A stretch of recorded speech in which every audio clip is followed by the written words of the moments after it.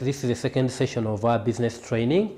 I'm hoping and believing that you took time off to be able to do the exercises. First of all, it's important that you took time to read from page number 1 up to page number 22, and you have done all the exercises that are there. Yesterday we gave you a chance to look at the opportunity for you to look at through to help you do understand some of the exercises as you saw that we had done them before.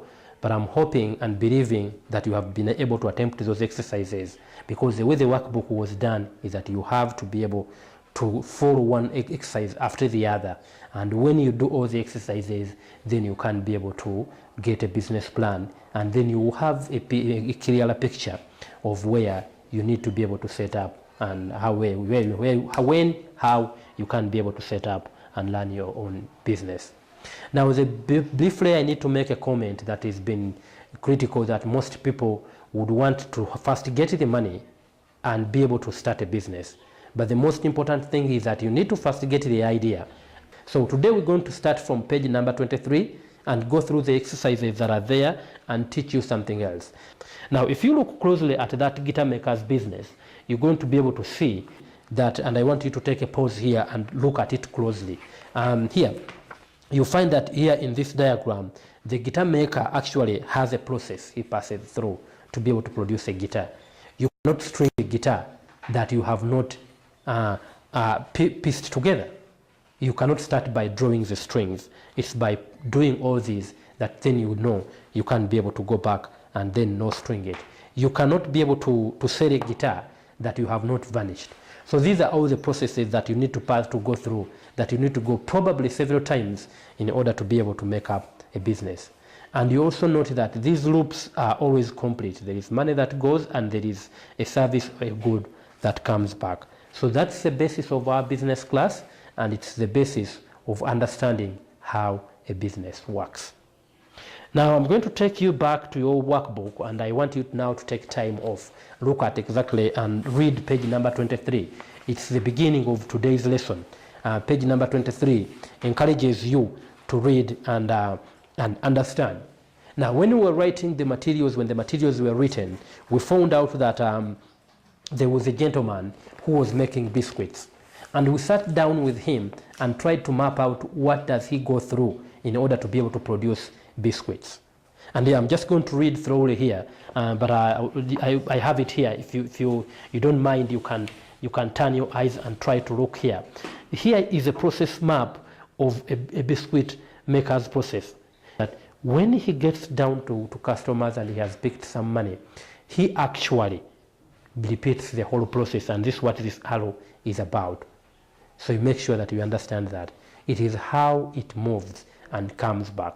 And the issue is simple, is that if you're planning to make a business, you got to know how it makes business, how it makes products. How does it go through to satisfy its customers and its clients? And that way you can be able to continue manufacturing.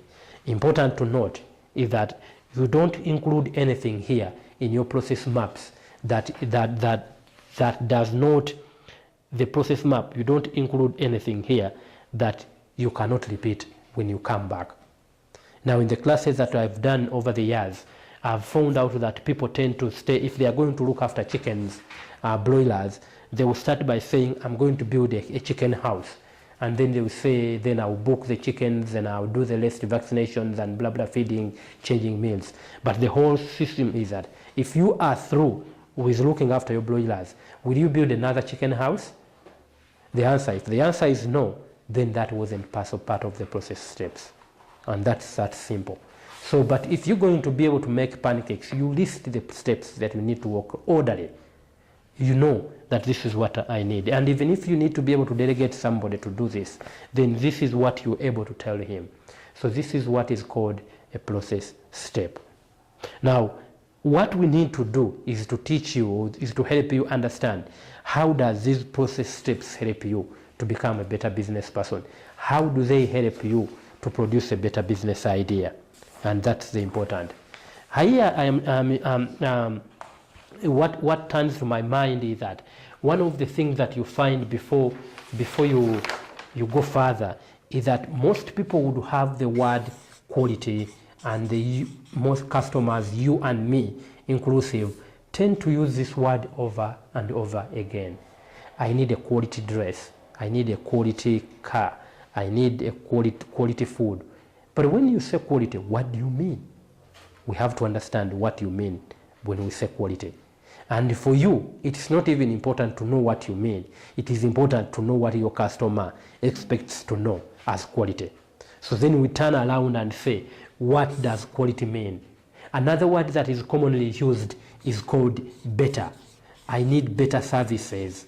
I need better goods. I need better. So better becomes something that is repetitive. But for us as business people, we should be able to unmask these words and be able to tell exactly what do they mean to the client.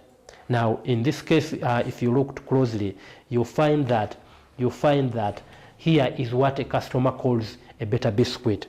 If you look closely, the customer needs a good taste in the biscuit. He needs a crisp texture. He needs it snaps when you bite into it, lasts for 5 or 6 bites. That should be very big biscuit. Does not go stale very quickly and reasonably priced. So, and it doesn't have a burnt flavor. So this is what a better biscuit. So you're also going to have to determine what is a better sugar cane, what is better bananas. When the customer says quality bananas, what are these bananas? What is quality to him? Is it a long banana, a short banana, a longer one, a big one? Is it cut? Wow, or does it need it with yogurt? So that what you have to find out what your customer will be asking you when he says a quality product. So I encourage you to take a moment and be able to think about your business idea and see what does the customer call better in your business. So having done that, and now you are aware, you know what it means to have a quality product, we can be able to go ahead and then look further. How does you incorporate this in your planning process?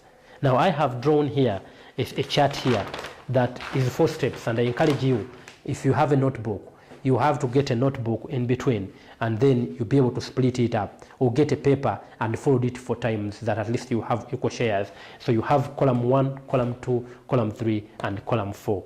And then you will have one side, you mark it as process map, doing better, tools and equipment, people and skills. Now, if you look closely, this is important. But if you go to your workbook, the one that I know that you are having, look on page number 25, and you will see something that are like this that is written there. So that's what you look at, but it's blank, because we expect you that you'll be able to look at it and be able to fix it yourself and be able to do something about it, because we need you to plan your business. We need you to be aware of how you need to be able to produce goods and services. So you need to be able to review your process steps. Just like we looked at page number 23, we've looked at these processes and how they come and how they move. But you also need to be able to analyze them and be able to point out the following. Are there any process steps that are missing? Have most of what the customer sees as better been included or linked to the relevant process steps? Have all the tools and equipment needs considered for each step? Are there necessary skills listed for each step? Are the skills and tools equipment listed sufficient to ensure better quality as described by the customer? So these are the questions that you use to review process steps and be able to examine and say exactly what you need to be able to do and be able to plan and become a better person.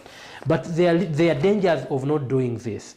For example, if you are making biscuits and you forgot one step, there are dangers. You end up with wasted resources. You end up with bananas that could have biscuits that could have been wasted. So you be careful, and you know exactly what you need to be able to produce these products and services. Now, so we will try to be able to reproduce this, and I show you how this works out in a short while. Is that you find out that, for example, if your first step is buy ingredients, now we know this is a step, and then you put it like that, and you say the next one is measure ingredients, is your next step. I'm just trying to be simplistic here. And then you have to mix the ingredients. If you mix the ingredients properly, and then you have a column there, and then roll the dough, roll out the dough. And if you roll out the dough, that's another step that you've done. And then you cut the biscuits, cut out the biscuits, and that's another. Cut out the biscuits. That's another that you would have done, and then place them in the baking trays.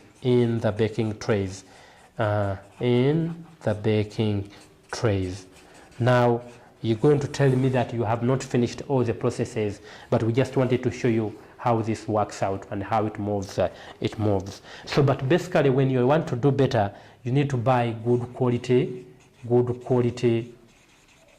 ingredients. So that's how you can do better. You can't buy bad quality and expect good bread or good biscuits. For here, when you are measuring, doing better could be measuring accurately, and that's you measure accurately, because if your mixes are wrong, you could be in trouble, and that would be trouble for you because you don't have. And when you roll out the dough, you want to do it maybe thinly, so that it's thin enough though it doesn't become so big. And maybe if it's so big, it will lose you business, it will lose you some of your profits that come with it. Now, but when you look at the tools and equipment, that for example here, you may need to have scales to measure, to be able to do. But when you also look out at mixing the ingredients here, you may need to have a mixing bowl or whatever you're using to be able to do this work. You need a mixing bowl, and also need spoons. You need spoons too. And after that, and then when you look at cutting out the biscuit, you need a cutter and trays. Obviously, when you put the place the baking trays in the oven, you certainly need an oven. So this is a clear example that these things could be able to be put together. But again, remember that for every step that you're doing, there will be a chance for you to be able to have people and skill that you need in this particular column. But I'm going to only take about 3 steps. So for example, when you're mixing the ingredients, you need to have somebody with a good eye for a good mix. Good eye for a mix. I have known people who are unable to do chemistry because their noses could not be able to smell properly. So if you don't have a good eye, you can't be able to do this. You need to be able to know when the dough is done. And when you roll out the dough, you need somebody with a strong arm. You need somebody who ate supper last night. If you haven't eaten supper and they tell you to bake chapati in East Africa, you're going to get into trouble. And lastly here, when you're placing in the baking oven, at least you need somebody with some baking skills. So that's what is important. Now you're seeing that there is a set for the process steps. You're seeing that then we know how to do better, then we know to have tools and equipment, and we have people and skills. And that's the important thing, is that you know the correlation between these two, and then you can be able to follow them up. This is applicable to any type of business.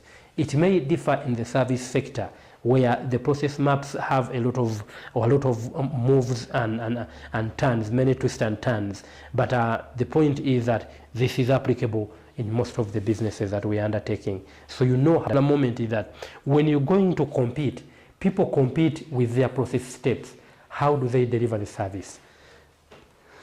You're not going to compete by abusing people. You can only compete by making sure that your products, your process steps are the best, and your tools and equipment are working and are in order, and they are all in a good working condition. So that's how you're able to do this kind of stuff and be able to reproduce the tools and equipment. Now, having already alerted you to page number 25, it's a high time to try and map out your own business idea, and map out, even if it takes you a day, for you to be able to analyze this, to be able to understand it, it will be worth it in the long run. So take time off and be able to do this, and then able to understand. Don't proceed any further until page number 25 has been able to be able completed if you want to benefit from this. And I really encourage you to look at it and fill it up. For those that have been doing products, you have realized that that is okay. You could be able to follow and use the examples that we had given you prior before. But the issue here is if you're doing services, you'll be able to struggle a little bit. And this is where I want to give you some highlights of how you could be able to help yourself if you're doing services. Now, if you look closely, you go to the workbook that I know that you're having, and you go back to page number 50. And when you look at it, you find that there are examples and illustrations on how you could be able to do a business that is a service and map it out its needs. Now, here is a case of somebody who runs a restaurant. His first step is that whenever he opens his restaurant, he will welcome people into the restaurant. And then he will check to see if they made a reservation, especially if you are coming from the developed world. People have a habit of making reservations for restaurant. In the developing world, it's not that much common. But if you check to see if you have a reservation number, and if he doesn't have, you then check to see if there could be also a situation where the restaurant is full and you can't be able to seat him. Then you ask him to go back and tell him that you will come in another day when you have a chair to be able to seat him. Or you could tell him to come back in a couple of minutes. You have found a chair for him to sit. But if you're able to get a chair, then the processes continue. But if you're unable to get a chair, then they stop there. In the service industry, that's what is important, is that sometimes you find that you can't be able to go a further. There's always twists and turns, and that's what I like you to be able to read. So for example, then the process maps, when they are being mapped out, we welcome enthusiastically, we select a table, explain the specials, present the bill with courtesy. You know, in restaurants, you're part of the service. You have to be very humble. Customer service. I like to be, I've also eaten in some lousy restaurants and some very good restaurants. And I've been taught to learn to offer a tip. But you don't want to tip somebody that has offered you a bad service, don't you? So the issue is that after doing better, you have to offer an initial refreshment and give a table preferred. Remember clearly the names of the people. That's how you are doing better, and make it appear as a gift. Now the point is simple. You're giving somebody a bill to pay you money, but you want to make it appear as if you are giving him a gift. So he pays you well. And remember, some of these are sensitive information. If you're using a card reader and you have a Visa card, the gentleman or the lady is going to give you his secrets by tapping them into your paper. So you have to show. But you also see that there are a lot of doing better with services. And that's important because in the service sector, customer service is quite very critical. You have to keep doing better. And then you also read the tools and equipment. For example, this is what you have. You have hot towels, iced aperitifs, log of preference. Use a blackboard to show the menus, the specials for the day. I have noticed that when I go to a restaurant and they say special for the day, I tend to think that the chef is a specialist at making that dish. And I tend to try and want to try it out if I've gone to this restaurant and there is a blackboard that says you could have. One time I made a mistake and I found they had put there, coming from Africa, we know chicken is very good.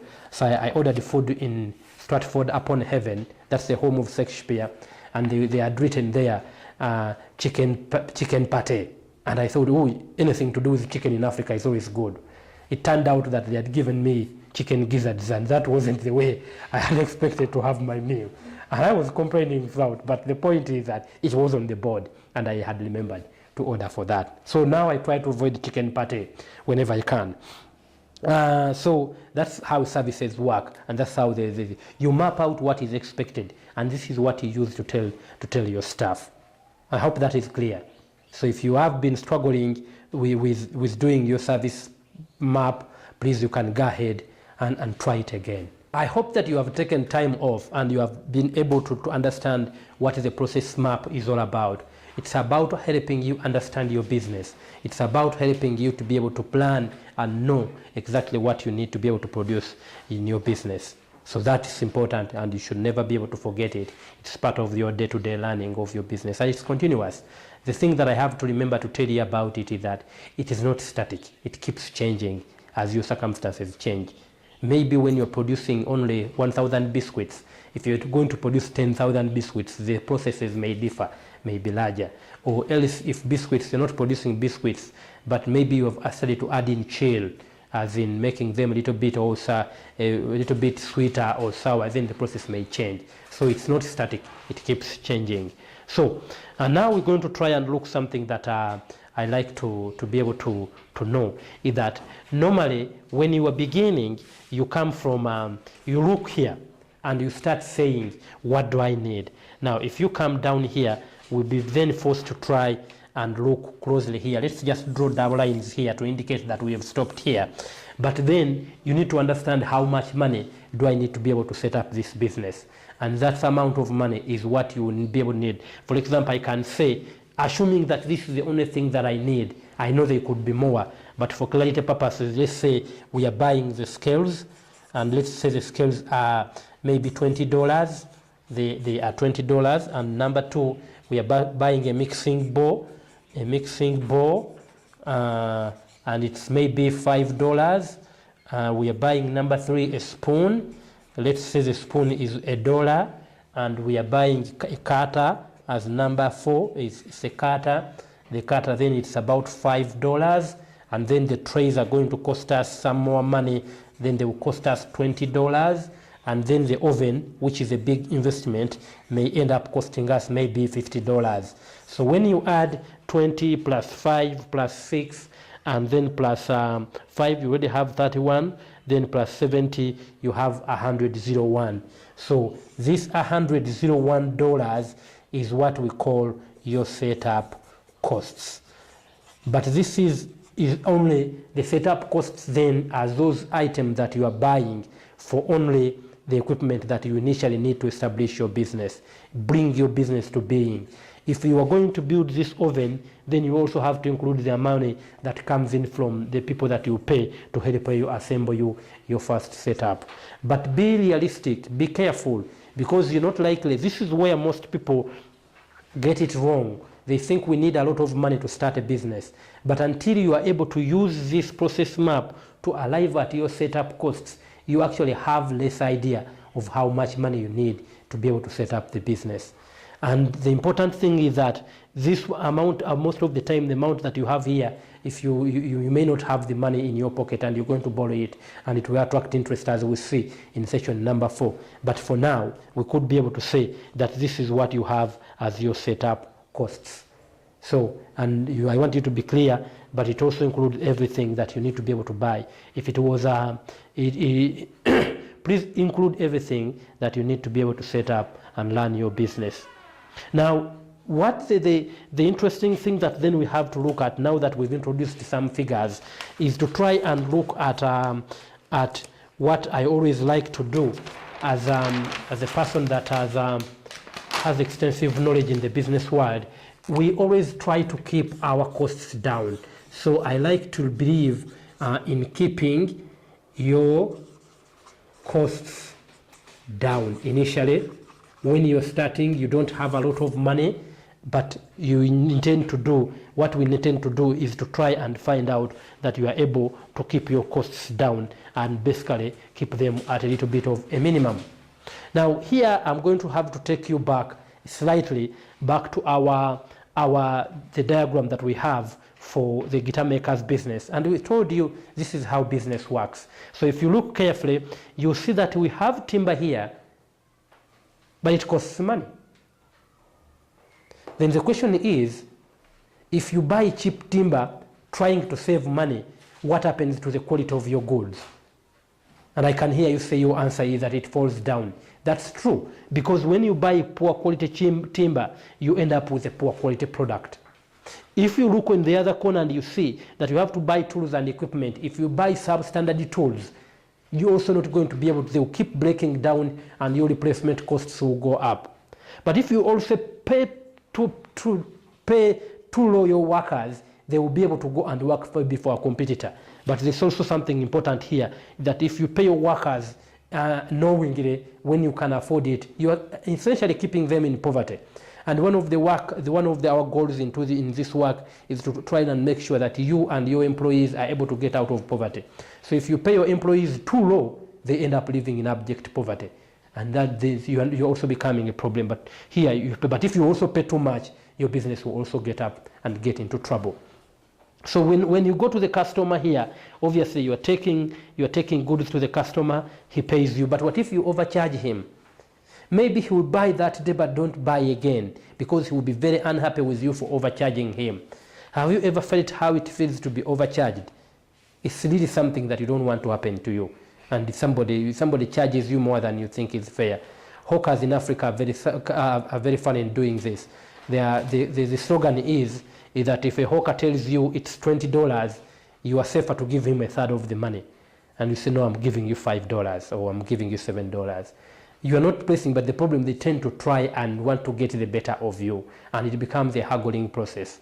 Yes, they need the money, but then do you have to overcharge your customer? So this is how business works, and I want you to understand that this one is a diagram that helps you to be able to understand how you could be able to look at what if it is too low, what if it is too high. Those are the questions that we ask. And in business, we say it's a dancing act. It's a kind of fitting puzzles together and being able to see that this works out.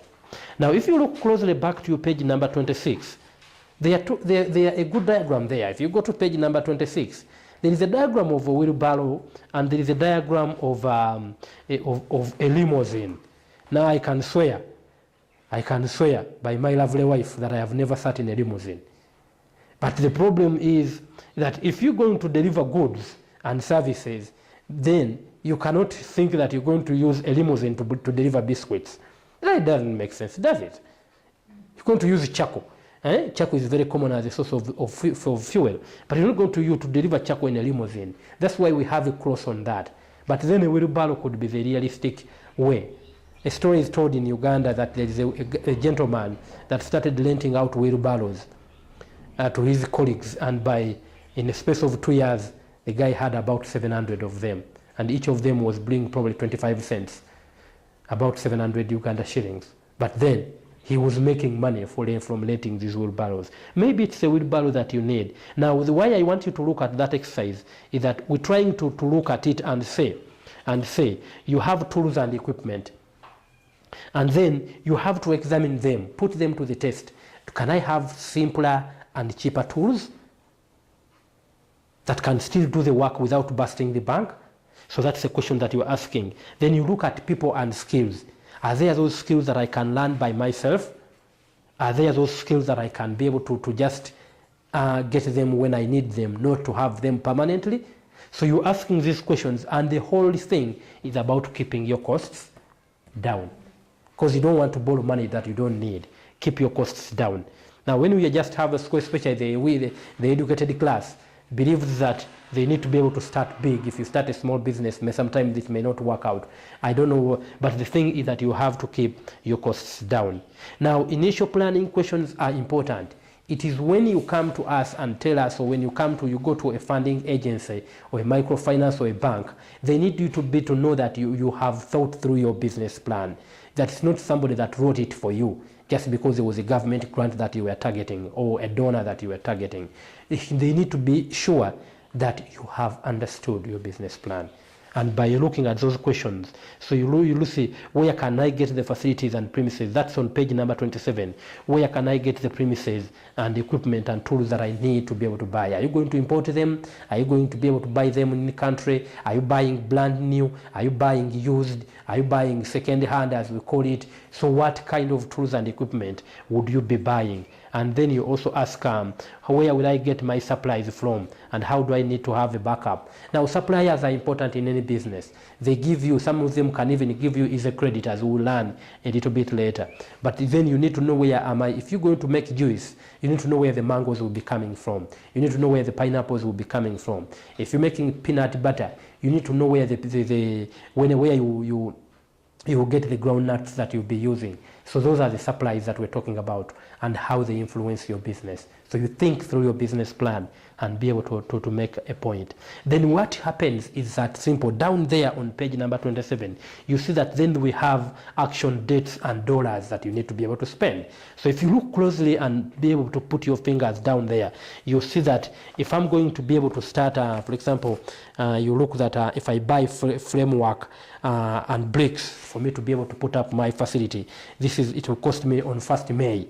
As I'm speaking now, it is the 2nd of May, and then you see the amount of dollars that you can be able to put there.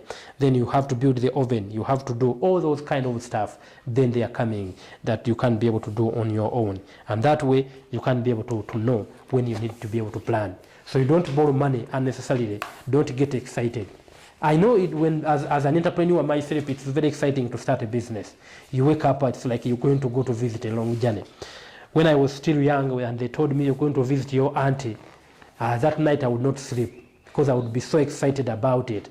Even now, sometimes many of us, if you're having a plane journey, you don't want to do anything that may make you miss the plane. But then when you get to the airport, you realize that airports are very boring places. Wasting that 5 or 3 hours sitting doing nothing. I had I spent one time 12 hours in Dubai, seated in waiting for my connection to come for 12 hours. I slept, woke up, and it's not an easy thing. But then there is excitement. When you're starting a business, there is excitement. But don't let that excitement get to the better of you, because you make mistakes. You make mistakes, and the idea is you try to avoid keeping costs, keeping the excitement down. So then, when you look closely, is that then what you have to do is to try that by looking at the actions. Please, you can go to page exercise number 18, and there you are welcome to be able to put up your own actions of when you need to be able to do. And I need it to take you some minutes here. Take some minutes here and be able to list the actions and dates and cost of how it might cost you. You're welcome to use your own money. If dollars are disturbing you, please feel free to use the Naira or the CD, the Kwacha, and the South African Rand, whatever currency that you are using, you're welcome to use that currency as long as it speaks to you better than speaking in dollars. So that way you are able to know exactly what actions I need to take in order to be able to set up my own business. Now, having taken care of that, you go to page number 19, and then here we are trying to ask you what risks you expect to happen. I can tell you as a business owner, business is risky. And in fact, managing a business is about managing your risks and how you are reducing your exposure to them. So things will go wrong. I can guarantee you that in your business things will go wrong. But if they go wrong, how are you going to act? How are you going to be able to correct the situation? So then you look, how could my plan go wrong? You're not being defeatist by asking that question. You're actually being a realist.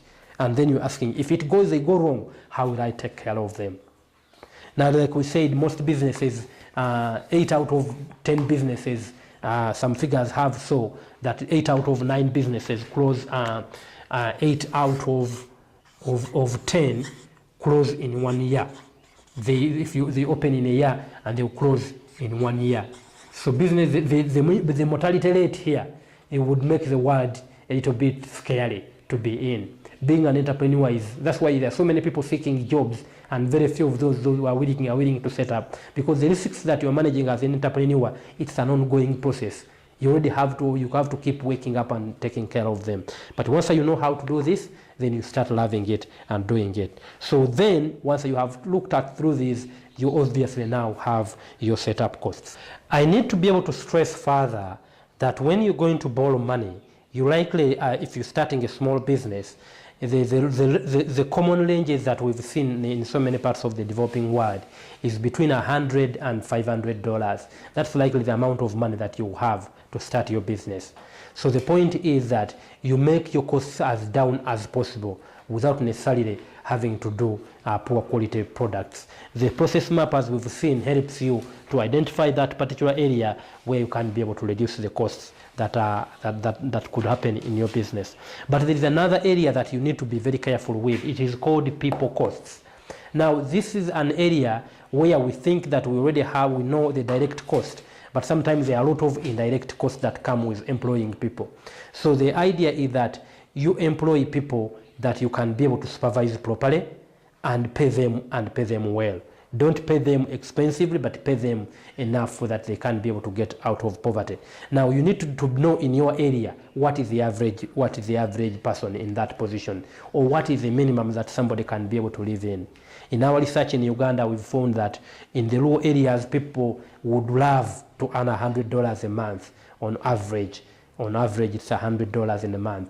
But when you come to the urban areas, they would love to earn an average of so in the rural areas, it's normally an average of $100 as $100 per month per month. But in the urban areas and peri-urban areas, the average then is $150 per month.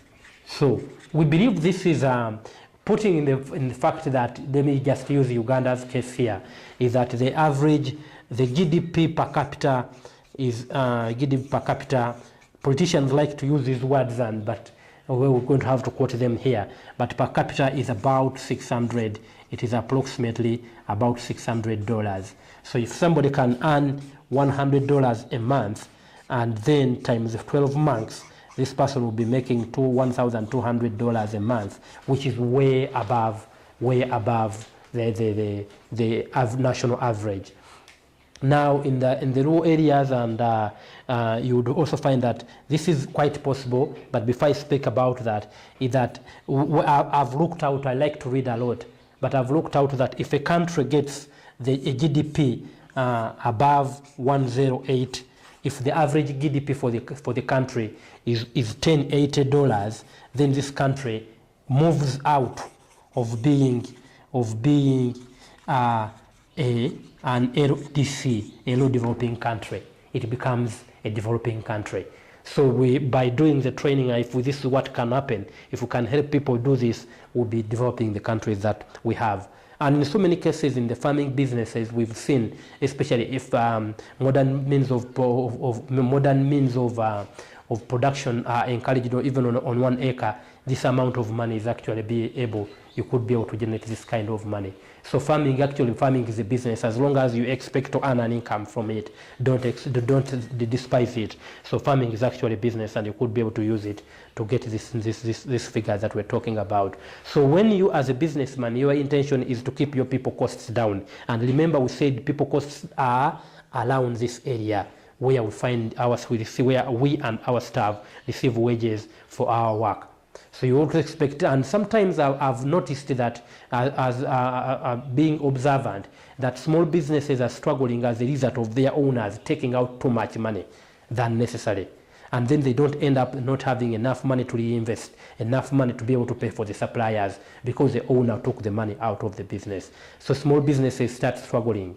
It's at this point that there is a gentleman there that is a very famous character who took out something that did not work out, and his name was Samuel. So if you read the story of Samuel, you'll find that Samuel was a man that had taken page number 9. If you're there, I'll be about there. Page number 9, you have a story of Samuel and his story. And I want to read this quickly because it is important, and I will be able to go back on it a little bit later.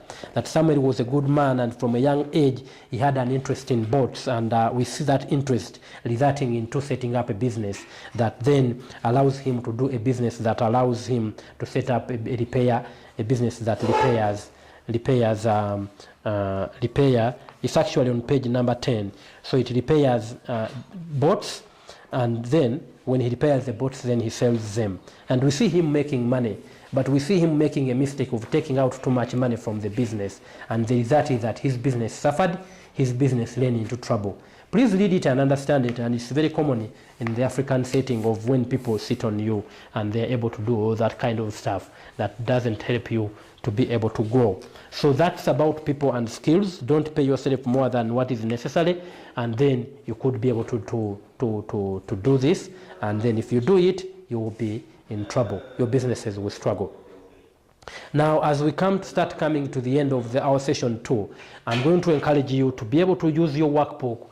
If you read, now we read up to page number 22, it's high time to put in another shift and do all the exercises of chapter 5 and be able to continue and put it up to page number 39. I would like you to take all the work and read up to page number 39. So when you read ahead of, after you have read and you watch and you listen, then you are able to understand better other than just watching alone. So because we said use this one, that the video goes with the workbook, we would encourage you to have the workbook with you as you're watching this video. So the thing is that please do your exercises, and then they will help you to be able to set up, to be able to understand exactly what you need to set up you. Remember, the course is called Setting Up Your Own Business, and it's important that you know exactly what you need to be able to do to set up your own business. And we encourage you to be able to read all the workbook as you see.